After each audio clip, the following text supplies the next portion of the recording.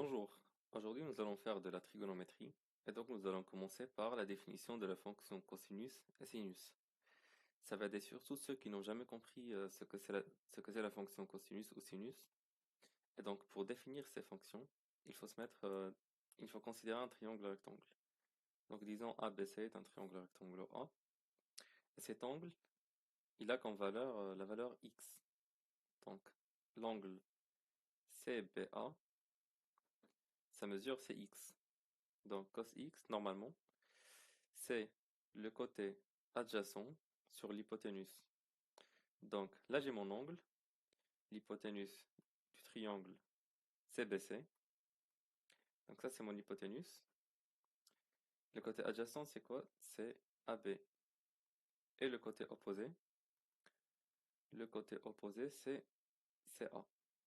Et donc par définition, cosinus x c'est AB sur BC. C'est la longueur AB sur la longueur BC. Et sinus x c'est le côté opposé sur l'hypoténuse. Donc c'est AC sur BC. Et la tangente, c'est quoi? Tangente de l'angle X, c'est l'opposé sur l'adjacent. Donc c'est AC sur AB. Ensuite, nous allons voir ce que ça donne ces formules quand on les utilise dans un cercle trigonométrique. Donc le cercle trigonométrique par définition, c'est quoi? C'est juste un cercle de rayon 1 qui est lié à un repère OIJ. Donc là, j'ai mon repère OIJ et il faut tracer un cercle. Donc ça, c'est un cercle trigonométrique. Il est de rayon 1. Et quand on considère un angle dans ce cercle, disons pour ce point M, en fait l'angle qu'on a ici s'appelle l'abscisse curviligne du point M. Après, vous vous rappelez bien, le point M, il a aussi une abscisse et une ordonnée. Une abscisse ici et une ordonnée. Donc notons l'abscisse C et l'ordonnée S. On sait que, enfin, là on va considérer ce triangle rectangle. Donc le triangle OM, bon disons que C c'est le point, c'est pas la mesure. Et le point C, donc OMC. Dans le triangle OMC, cosinus x il est égal à combien? Cosinus x, c'est, on a dit, l'adjacent sur l'hypoténuse. Donc c'est OC sur OM. Or, vous vous rappelez, on a dit que c'est un cercle trigonométrique. Donc, l'hypoténuse, c'est le rayon, et il est de longueur 1. Donc, OM, il n'est pas pris en compte. Donc, cosinus x, c'est juste OC. Et donc, c'est l'abscisse du point M dans le repère OIJ. Et là, si je prends sinus x, c'est égal à combien? C'est l'opposé sur l'hypoténuse. Donc, c'est M sur OM. Encore une fois, OM il est égal à 1, donc c'est égal à CM. Et donc, cette longueur, c'est le sinus. Donc, hop. Donc cette longueur, c'est le sinus, et cette longueur, c'est le cosinus. Donc, si je prends le point M, l'ordonnée du point M, c'est le sinus de l'angle X, et l'abscisse du point M, c'est le cosinus de l'angle X. Et la tangente, c'est quoi? Bah, la tangente, c'est qu'on trace ici une droite qui est perpendiculaire à l'axe des abscisses, et on prolonge la droite OM. Et cette droite, elle va être graduée, comme l'axe OY. Donc là, j'ai tracé une droite. Et en fait, l'ordonnée du point d'intersection, c'est la tangente.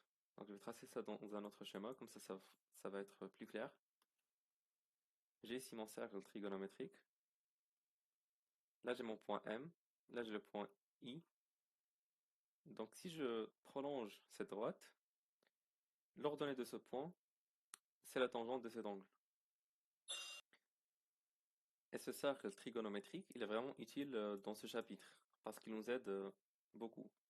Donc déjà, pour les valeurs usuelles du cosinus et sinus, si on trace le cercle, hop, là, à peu près, j'ai le point pi sur 6, c'est-à-dire que cet angle, c'est pi sur 6.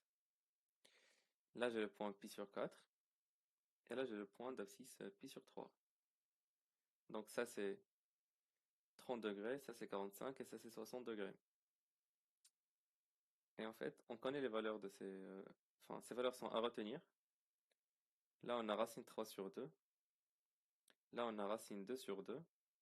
Et là, on a racine 1 sur 2. Donc 1 sur 2. Pareil, on a les mêmes valeurs pour les sinus. Sinus pi sur 6, c'est le contraire, c'est racine 1 sur 2. Sinus pi sur 4, c'est le même que son cosinus, c'est racine 2 sur 2.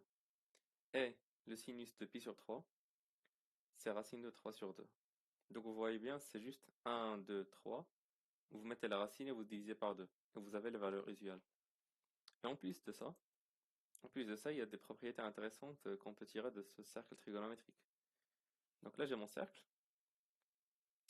En fait, si je prends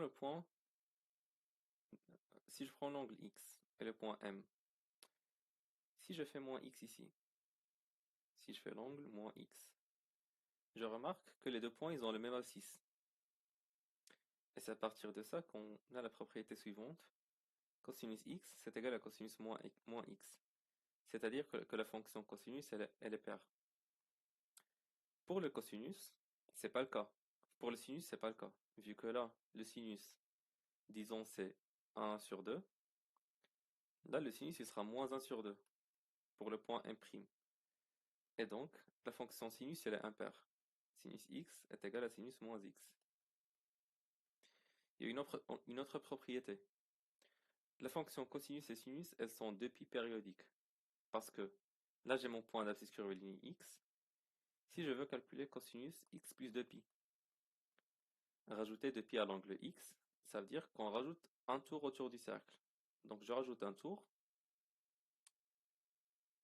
je tombe sur le même point. Donc j'aurai le même cosinus.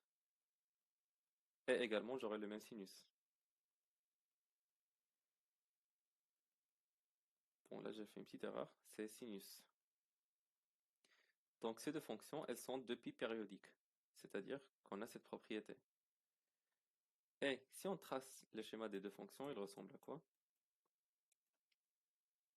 Hop, les graphes des deux fonctions. Donc, vous voyez bien ici que ce point M, enfin, faut revenir au repère initial, ça va être plus facile à voir. En fait, vous voyez bien ici que l'abscisse et l'ordonnée du point M, ils sont compris entre moins 1 et 1, vu que là j'ai mon axe des abscisses, j'ai mon cercle trigonométrique, axe des ordonnées, et on s'est dit que là c'est le point I, et là c'est le point J. Et cosinus d'un angle, c'est juste l'abscisse de ce point. Ce point, il balaye tout le cercle, et donc son cosinus, il varie entre moins 1 et 1. Pareil pour les sinus. Là, on a moins 1, et là, on a 1. Et l'ordonnée du point M, enfin, oui, l'ordonnée du point M, il varie que entre moins 1 et 1. Donc, sinus x appartient à l'intervalle moins 1, 1. Pareil, cosinus x appartient à moins 1, 1. Pour tout angle x, pour tout réel. Et donc, les informations qu'on a maintenant sur la fonction, c'est que, bon, cosinus x, elle est définie sur R, vu que tu peux lui donner n'importe quel nombre. Enfin, par exemple, on veut cosinus de 2930. En fait, le 2930, on va juste prendre le cercle, on va commencer ici, et on va faire l'angle 2930. Donc 2π, 4π, 6π, 8π, etc., etc., etc., etc., etc., jusqu'à ce qu'on atteigne le plus grand multiple de pi qui est inférieur à ce nombre. Et dès qu'on atteint ce multiple de pi, on sera ici, vu qu'on a fait juste un nombre de tours. Et là, il va falloir avancer avec le reste, et on trouvera le point. Donc la fonction cosinus, elle est toujours définie. En plus, elle est comprise entre moins 1 et 1.